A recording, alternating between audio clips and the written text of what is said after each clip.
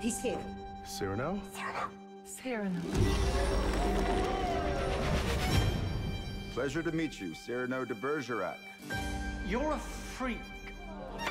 Freak.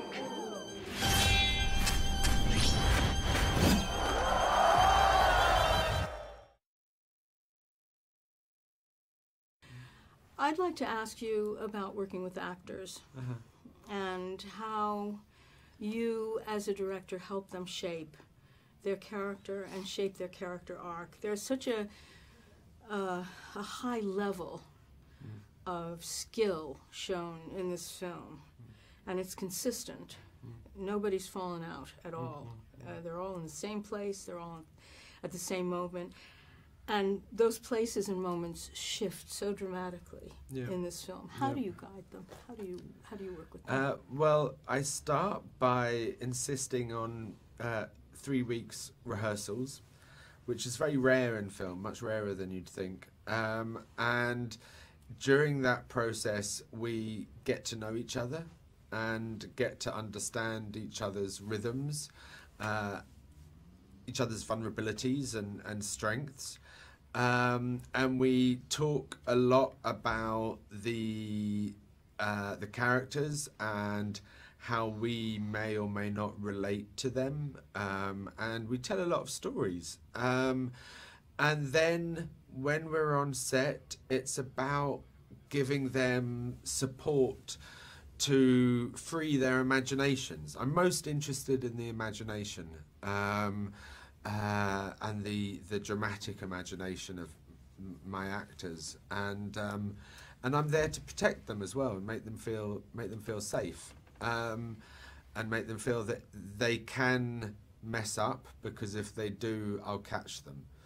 I talk a lot about rhythm with them, the rhythm of a scene. I give them a kind of structure so that they feel safe, and then allow them to fly within that structure. It's funny, actors like to be directed.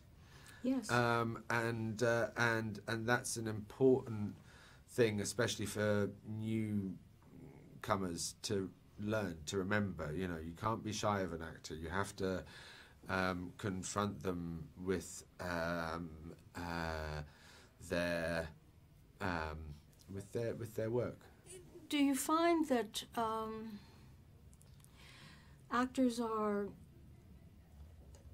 particularly vulnerable about any area that you're pushing them into? That there are areas where they need that kind of support? I think all of us, even you, have vulnerabilities, and I think those vulnerabilities, we put up defences, you know, and those defences manifest often as kind of habits within an actor or within individuals in daily life. And so the task, I find, is to try and figure out what their defences are, and to take them away, and to persuade them to trust that if they let go of their defences, that often they think the defences are what makes them good. That's an interesting one. But if you take their defences away, you allow their vulnerabilities to flow away rather than be revealed. You get to the core of a person, and that's what I'm interested in. I'm interested in that core, that creative, emotional core that without all the fear and defensiveness that we put up and the actors put up. Do you think that audiences know the difference deeply? Yes. I believe that an audience knows when they're being bullshitted. Excuse my language. It's all right. But I believe when that an audience understands truth and can see it, feel it.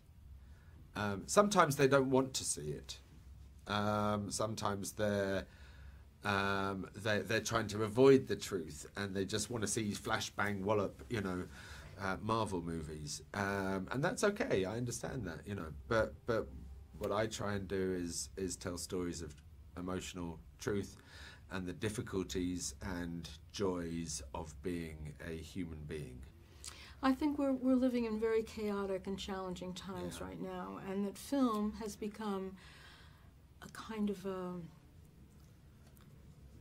loving support for humanity. And there are films that I think we were speaking before, but that invite an audience to a world where they can experience something other than the chaos of their lives. And there are others that kind of blam at them and erase the chaos because they're so blinded by everything else. Many of your films deal with historical periods, and you use them. You use those periods to make points that are relevant to audiences today. How do you find those periods? What do you have a preference?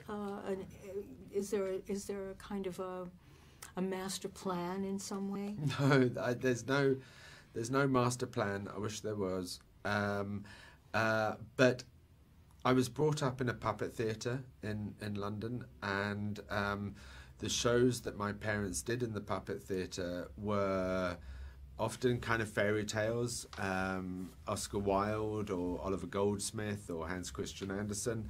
And there's a great tradition of abstraction, in a way, that if one abstracts life within storytelling,